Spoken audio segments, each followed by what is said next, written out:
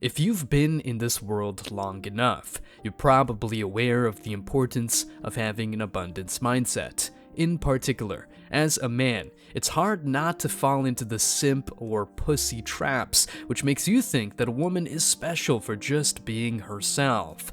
Breaking free from this is a huge 180, and once you do so, you're better off than the majority of men out there. This is real liberation, of course. But what about modern women, though? Do they have options? Of course, but more often than not, the men they have on the waiting list are nothing but pussy hunters. So, these guys just want a quick fling, a one-night stand, or a short-term thing. Nah, that's an outdated concept, especially for Chad and Tyrone. Still, these women think that they can easily keep their legs open and lock down a future hubby at their whim. Check this out.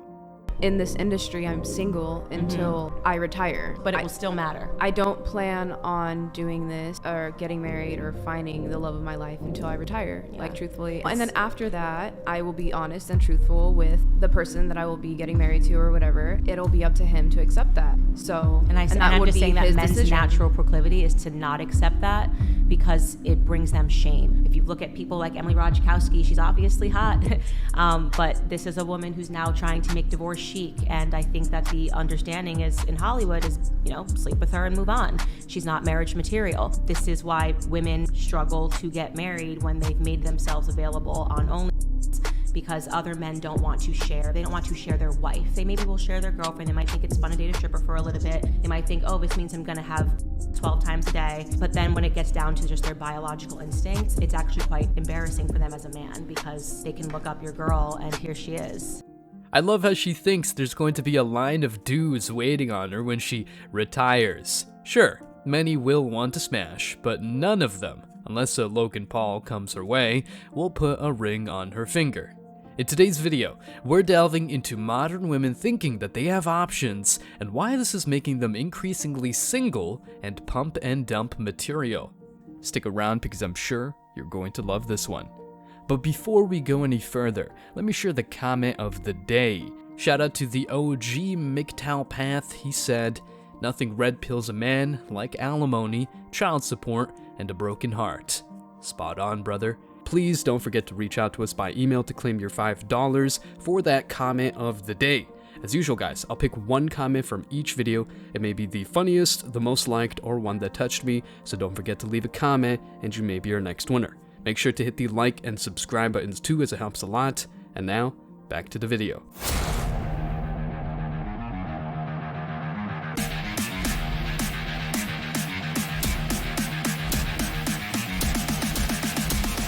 Embrace your masculinity.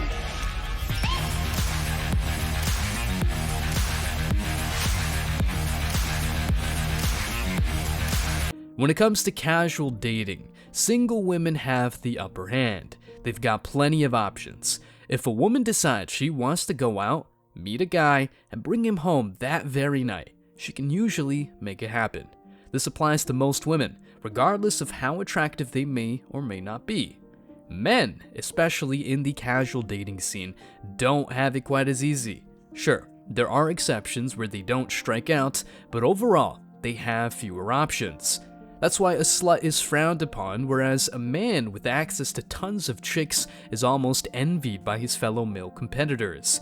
Getting ran through as a woman is a piece of cake, but getting pussy as a man is not easy at all. You almost have to pass tests all the time to qualify.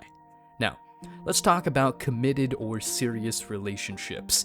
That's where the tables turn, and men tend to hold the advantage. A woman can approach almost any man and probably get him into bed, but that's usually where her options end. On the flip side, men generally have more say in deciding how exclusive a relationship will be. This situation always brings to mind a funny saying I can't help but remember every single day.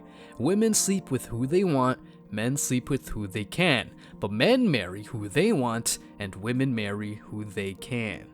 When women have a lot of partners, it is different. It is worse in a way, and people don't want to admit that. But because we are more emotional, there is an attachment. It isn't just sex for women. I think women are damaged by those relationships. Women like to think, because of the social simulation, that it can just be sex, it's whatever. Non-committal, the only people that benefit from that lie are men.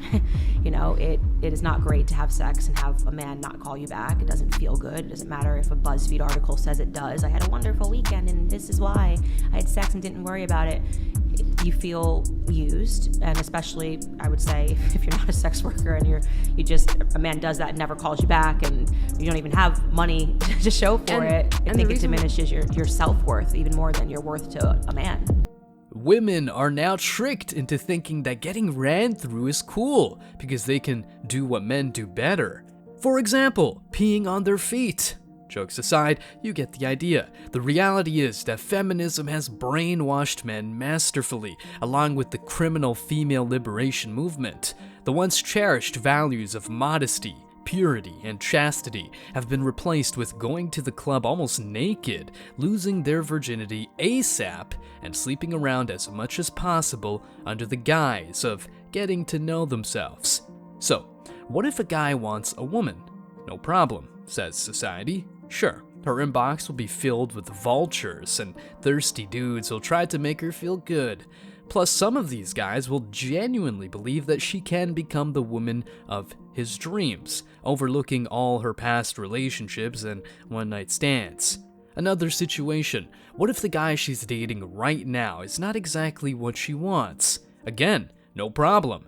Women are incentivized to leave a guy at any given time because she's always able to do better. And if there are kids or money involved, you go, girl. Move on and rip them off. It's not me who says that, though. It's society and the legal system. And modern women, of course. Now, let's dive into the dating scene and unpack why it often seems like women have more options. I say seems because the reality is that when men refuse to act according to society's programming, these bad chicks lose all their power. Picture this, you're at a bustling social event, maybe a party or a gathering at a friend's place. The energy is vibrant, laughter fills the air, and the room is filled with a mix of people. In the midst of it all, you notice something interesting. The women seem to be in high demand. Many dudes surround them in hopes of getting their attention. Disgusting. And to add insult to injury, it's not difficult to see these chicks rubbing their asses on the dicks of random guys. Anyway, why is that? Why does it seem like women have a plethora of options in the dating world? Let's break it down. First and foremost, let's address the reality that societal norms and expectations have evolved. In the past, traditional gender roles often placed men in the role of pursuers. However, as society has progressed and embraced more destructive, the so-called egalitarian views, these roles have shifted. Women are no longer confined to waiting for men to make the first move. They can now actively express interest and make choices about their dating lives. Yeah, they do pursue the wrong guys, but let's go down this rabbit hole. One key factor contributing to the perception of women having more dating options is the initial approach. In many social settings, it's common for men to be the ones approaching women. They take the initiative to strike up a conversation, ask for a number, or express interest. This gives the impression that women are in a position to choose from a pool of suitors who have shown interest in them. Think of dating apps. More often than not, men have to start the conversation, but they rarely get any reply. Many of these chicks download Tinder to get easy attention. In the age of technology, dating apps have amplified this perception. Women often find themselves inundated with messages and matches. It can be overwhelming to sort through all the potential connections. In this digital realm, it may seem like women have an abundance of options simply because they have a larger pool of potential matches. The men who play their cards right might decide to go through the courtship process to get in a woman's pants, but once they get what they want, they ghost her and never call her back. Moreover, women tend to receive more attention in social settings. This attention can come from a variety of sources: friends, acquaintances, or even strangers. While flattering, it can also contribute to the reality of having many options. The more attention a woman receives, the more choices may seem available to her. Again, most of these men interested in her don't give an F about her favorite color or TV series, but only her body. Another important aspect is social circles and events because, let's face it, women have stronger safety nets. You know how it goes. When a woman goes through a breakup, she will get tons of support, even if she was the one who dumped a good guy. But when a man goes through a breakup, he'll hardly get any support whatsoever, even if he was cheated on for being too nice. As a result, women often have the opportunity to meet new people through a wider range of social activities, and this can create the impression of more options. Whether it's through work events, social gatherings, or hobbies, the opportunities to connect with potential partners are plentiful. Women do not truly have options, guys. It's just these simps, you beta males, that make them feel like even though I don't like these dudes, even though the majority of men are unattractive to me, I still consider them as options. So what women would do is they would go and meet a high value guy and they would start acting like she's better than him. When in reality, you just got a bunch of dudes that want to hit. A bunch of dudes that want to hit does not mean you have options. Women having a bunch of men that want to get in them cheeks and a bunch of men that want to marry them are two different things. A lot of women have a false perception of their perceived value. Baby, you look good. That don't mean you got options. How many guys does she really want to give her a family? If it ain't many, you don't have that many options.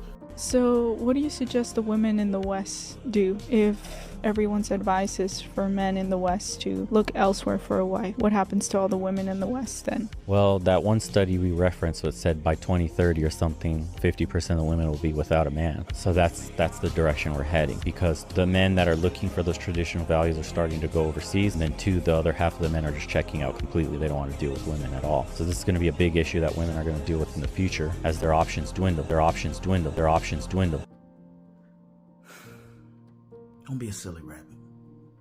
Tricks are only supposed to be for kids. Interesting. They have a lot of options in the sex department, but not the relationship department. Let that sink in. In today's rapidly evolving dating landscape, more and more men are expressing hesitance to pursue women actively. This shift in perspective stems from a real imbalance in the dating game, where the effort invested in pursuing a potential partner may not always yield a satisfactory ROI. Sometimes it can turn out to be negative. Men have found themselves navigating uncharted territory. The traditional approach of making the first move and pursuing a woman may now be met with varying responses, making it challenging to gauge the potential outcome accurately.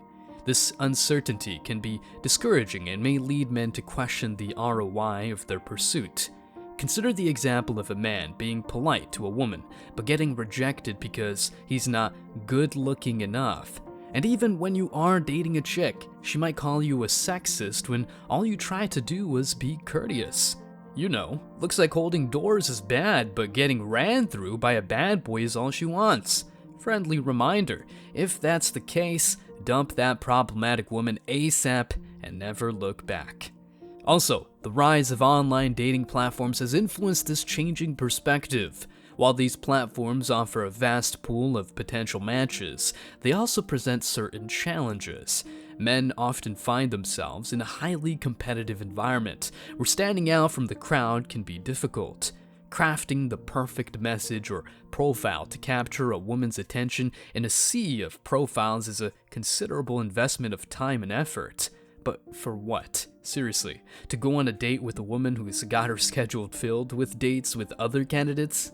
No way. She ain't a high-paying job, especially if she's got a past, a kid, or any red flag for that matter. Moreover, the nature of online interactions can sometimes feel transactional, further affecting the perceived ROI. Engaging in numerous conversations, investing time and emotional energy, and yet experiencing minimal success can be disheartening. This can lead men to question whether the effort invested aligns with the outcomes achieved, and rightfully so. Rejection is another significant aspect influencing this evolving perspective.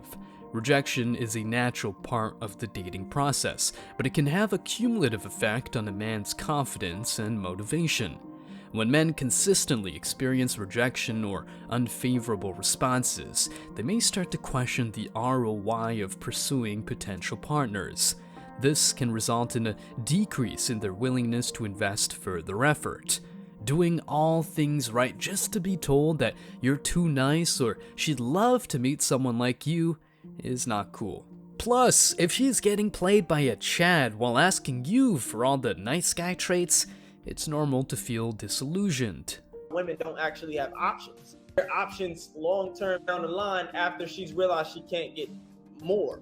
You know, they're not options in the moment, because if they were options, she would be with one of them. You don't want the guy in your DM. If you did it, you wouldn't be sitting here asking me to act right, because I'm already acting right. So if you want the guy in the DM, why aren't you with him instead of complaining me acting right? They don't have options. You got guys that want to fuck you, and I got girls that want to be with me. Guys, that you don't fuck the guys that want you. Don't play with me. Girls that want me and they want more. That's not the same. Don't play with us. Don't fucking play with us, you heard?